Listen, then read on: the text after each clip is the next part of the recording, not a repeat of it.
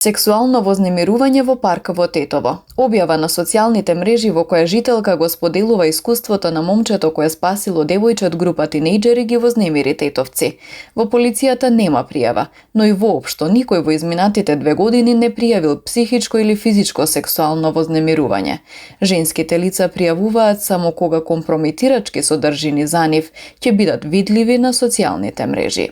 Елементи на вакво вознемирување во овој период препознаени се и адекватно санкционирани со изготвување на соодветни поднесоци, најчесто во пријавени случаи на злоупотреба на лични податоци преку социјалните мрежи, каде поединци перфидно им се заканувале или отворено им вршеле притисок пред се на помлади женски лица да започнат љубовни врски или да ги продолжат веќе прекинатите љубовни врски со нив. Психолозите велат дека има повеќе случаи на сексуално вознемирување, но поради страв, предрасуди и стигма, често не се пријавуваат. Дополнително, жртвите немаат верба во институциите.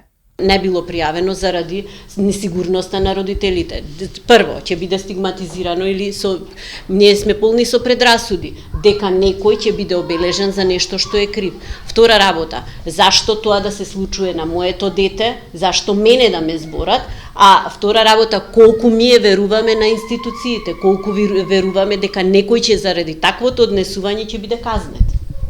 За одредена појава да се спречи и да се превенира, прво треба да се разговара за тоа и да се подигне свеста кај населението, за да пријавуваат било какви случаи на насилство, велат психолозите. Битно е кај нас да се отвори тема и да се отворат дебати, да се разговара по училиштата, секаде каде што може институциите да ги отворат. Еве и вие како медиуми, значи да се отвори темата, да се разговара. Зошто тоа нас ни се случува? Како почнува да ни се случува? Од каде почнуваат тие работи?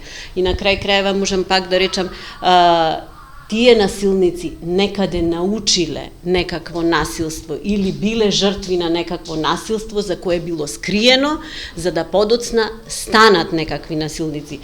Граѓанските здруженија пред една недела преку протестен марш алармираа дека насилство врз деца и жени има и во Тетово, откако во јавноста се обелодени случајот насилување малолетничка во Приштина.